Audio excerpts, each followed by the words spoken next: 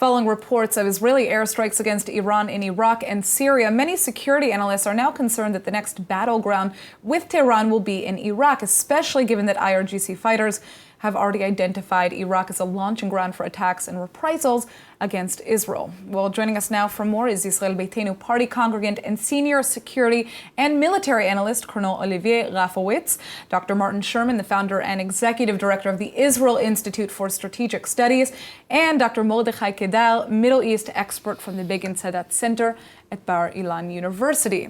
All right, thank you all for joining us. So foreign sources are claiming that Israel has quickly ramped up attacks in Iraq. Will this be enough to keep Iranian fighters at bay? What is your take on this? Well, first of all, Israel is the usual suspect, yet it is at all not sure that Israel was behind this attack. Maybe Israelis even, I think that Israelis really know who did it. But they don't correct it, even if they were not those who were behind this, because they want to keep the Israeli deterrence. Who do you think it is? It could be at least one of 20 countries who have much against the Iranian regime, starting with the United States, continuing with Britain, some French, some Germans. Many in the world would like to see the Iranian regime either toppled or restrained.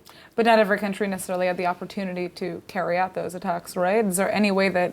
Look, this action or this operation needs many things. Intelligence, maybe somebody on the ground to point the targets, and of course somebody who comes by a way or another from the air, either by an airplane or a missile or something which falls on the target. All right, so... It's very complicated. It could be carried out by, let's say, 2 countries or 3 countries. Nobody really knows what really happened. So let's talk about the targets themselves. Who is being attacked here? Was this attack successful? Well, I'm not sure that we have enough information to say anything definitive about that.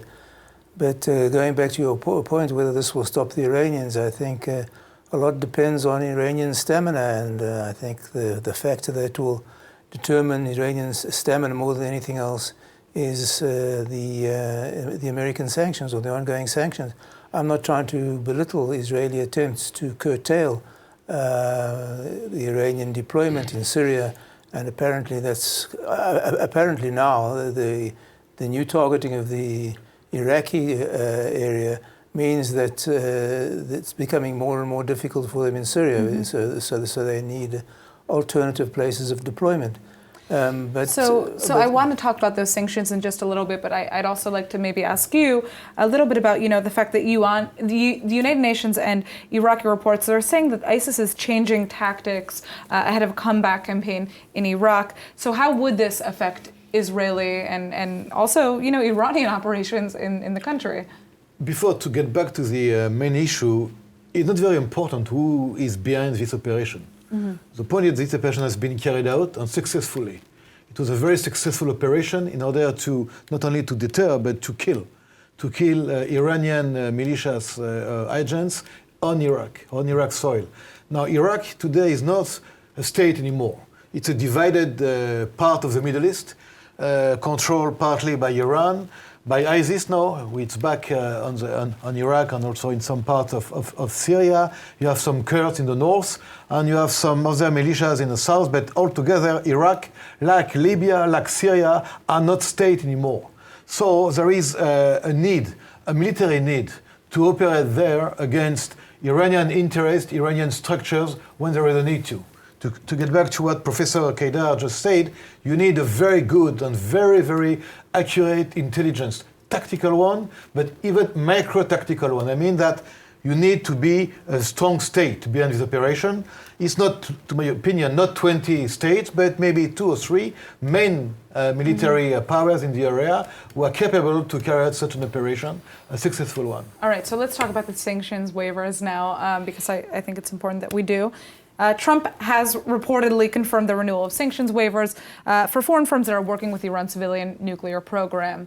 Well, I think that Trump tries to gain maybe international legitimacy to attack Iran at the end of the day when things are being blocked and nothing can be achieved with the Iranians in the, let's say, we are waiting for the elections of 2020.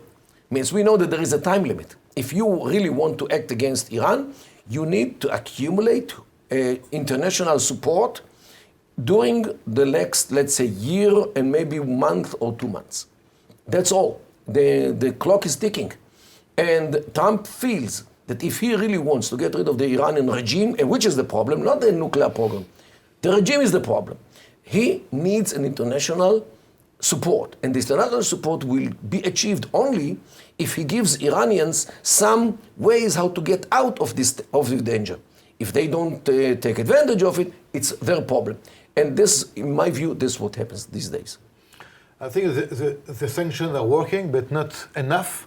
And we also can get now, lately, in the last days, some complaint by the Iranian government through media that they are missing many things that can help the people because of the sanctions. So they are like trying to send a kind of, I would say, a communication war towards America, but mostly toward Europe. I don't know if it works, but to get back to the sanctions as a tool, it works, but it's not enough.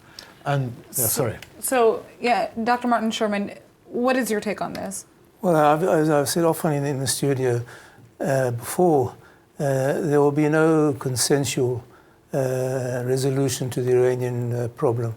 You need a coercive one. You need biting sanctions and backed up by a credible military threat. Now, whether Trump can do this before the elections or whether he's gambling on winning the elections, I don't know. I'm not quite sure that Trump would like to initiate a military strike just prior to the elections, so I'm not sure. But one thing is for sure, this shows, of course, the mendacious nature in which the Obama regime presented the problem, saying it was either doing this bad deal with Iran or war. Clearly, there were other options, and if they'd ranked up the sanctions, then I think we would be in a completely different place than we are now. Maybe one last Quick word. point, last word. We cannot let Iran get the bomb, and it has just been said that in 6 to 1 year, 6 months to 1 year, they can't get the bomb, and it's totally impossible for us in Israel and in the world to make Iran be with the bomb. So something should be done. When? By whom? Let's see. And that's where we end this conversation. Thank you all so much for joining us.